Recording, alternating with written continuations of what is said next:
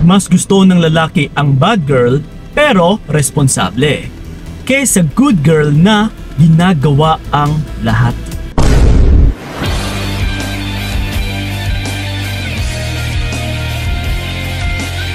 Yun. So, isa nga rin talaga ito sa palaisipan na oo nga no, bakit kaya na mas gusto pa ng lalaki yung bad girl na responsable? Take note ha, responsable kesa or versus sa good girl na ginagawa ang lahat. Okay, so ito ngayon yung tatalakayin natin.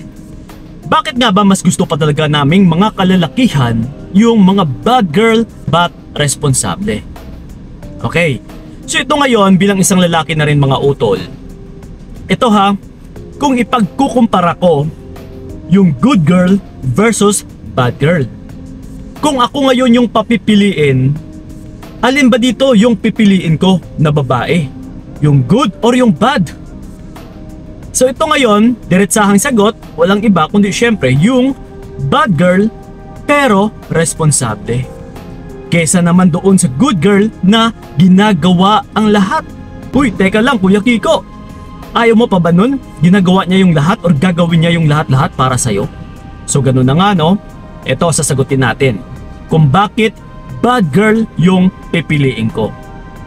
Okay, una sa lahat, kung good girl kasi yung pipiliin ko na ginagawa niya yung lahat-lahat, ito ha, based sa opinion ko or sa perspective na rin ng isang lalaki, kapag makakita kasi kami ng good girl, yung tipong parang gagawin niya lahat-lahat, is for sure utol ay mag-e-expect din yan ng lalaki na good boy, na kailangan is good ka rin. So ngayon, dito na papasok na kung good girl yung pipiliin namin ay tiyak masasakal lang kami. Kasi mag-e-expect siya ng good galing sa akin. Kasi siya mismo ay minuldura niya yung kanyang sarili bilang isang good, mabuti or mabait na babae. So syempre, mag-e-expect din yan ng mabait at saka mabuti klaseng lalaki. So ngayon, kung yun ang pipiliin ko na klaseng babae, natural, yun at yun din yung talaga yung expectations niya na nakukunin or makukuha niya sa akin. Pero kung ganito utol, lalong-lalo na sa aming mga kalalakihan, ito ha, mapababae, mapalalaki, ikaw ba naman, okay lang sa'yo na yung tipong masasakal ka sa relationship? Kahit baliktarin din naman natin, kung puro good boy or mahilig ka sa good boy, ito yung mga tipo na lalaki na walang ibang iisipin kundi yung relationship ninyo. Babantayan ka neto. Yes, kasi minumuldura or minuldura niya rin yung kanyang sarili bilang isang mabait. So dapat ikaw ay magiging mabait din. Yung tipong huwag kang lalabas, yung tipong huwag kang magbarkada, yung tipong huwag kang gagala, yung tipong huwag kang panay alis sa bahay.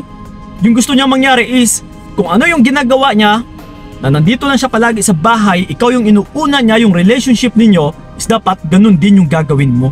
So okay lang ba yun sa'yo? Yung tipong hindi ka na makakakilos, yung hindi mo na magagawa yung gusto mong gagawin. So kung hindi is ganun din yan sa aming mga kalalakihan.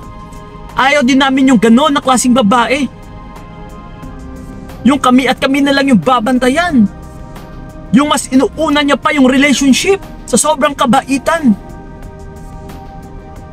So, kahit gagawin mo pa yung lahat-lahat utol, kung ikaw naman mismo na klaseng babae ay masyado ng controlling, masyado ng mahigpit, masyado mo nang sinasakal yung partner mo, ay talagang mas lalo kang aatrasan or aayawan pa rin ng lalaki. Versus sa bad girl na responsable. Na kahit bad girl, alam mo kasi yung isang bad girl or yung isang behavior ng isang bad girl is sila ito na yung tipo na parang walang pakialam. Yes, even sa relationship ninyo or sa ikaw mismo or kami, sa akin mismo na lalaki. Yes, wala siya anong pakialam kasi bad girl siya eh. Hindi siya ganun kabait, hindi siya ganun kabuti. Okay, sige, let's say na ganun na nga, given, but responsable. Ito na ngayon sa sinasabi ko na siya ay responsable. Nandyan, ginagawa niya ay yung duties and responsibilities niya bilang isang partner na babae. Pero hindi siya mahigpit. And then hindi rin siya nagbabantay sa relationship namin. Kasi siya nga mismo is maangas. And yes, siya rin mismo ay yung tipong mauunawaan niya kung ano yung gustong gawin ng isang lalaki, kasi siya mismo is ganun yung attitude or ganun yung karakteristik niya eh. So unlike sa mabait, utol, 'di ba? Kung mabait ka, 'di ba, is maghahanap at saka maghahanap ka rin talaga syempre ng mabait. Yun din ang i-expect mo sa isang lalaki, yung mabait. Pero kung ikaw kasi mismo na medyo bad, is hindi ka mag-expect din sa lalaki na ganito siya kabait. Kasi ikaw mismo sa sarili mo, alam mo na hindi ka naman ganun kabait eh. So ngayon, syempre hindi mo ito masyadong paghihigpitan yung lalaki na to, yung magiging partner mo. Which is, yun ang kagustuhan ng isang lalaki. Yung hindi binabawalan, yung hindi hinihigpitan, yung hindi sinasakal, hindi yung puro selos, puro pagbabantay sa relationship ninyo, na halos oras-oras kailangan mo siyang makausap. Oh no! Halos oras-oras kailangan kayong magkatabi palagi. Hindi ganun. Yes, dahil sa kabaitan mo yan, utol.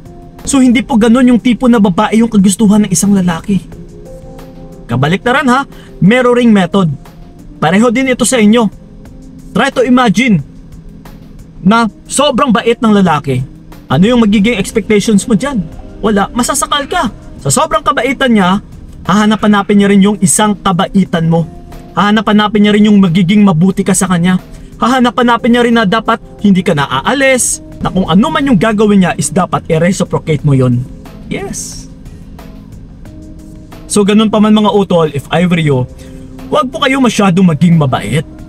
Okay? Na yung tipong kahit sa gawain nyo palang ginagawa nyo yung lahat-lahat, binibilhan nyo ng motor, binibilhan nyo ng bahay, binibigyan ninyo ng pangnegosyo. Naku po, talagang matuturn off yung isang lalaki sa'yo, mafo-fall out of love siya, and then yung magiging kapalit is gagamitin ka, mamimihasa siya at saka mang-aabuso sa'yo. So if I were you, utol, dapat balance lang.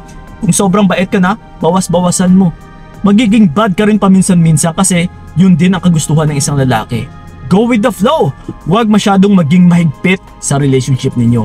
At saka huwag mo siya gaanong bantayan palagi. Na puro partner mo na lang. Tandaan mo, utol may sarili ka rin na kailangan mong ayusin.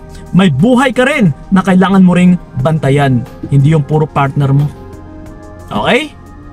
So yun po mga utol, sana'y malinaw sa inyo yung video na ito, and then sana'y nakatulong talaga yung video na ito. Sa mga gusto pala ako makausap one-on-one, PM nyo po ako sa aking FB page na Payong Kaibigan ni Kiko. Kita-kits tayo doon. So yun po, maraming salamat talaga. So ingat kayo. God bless and babush!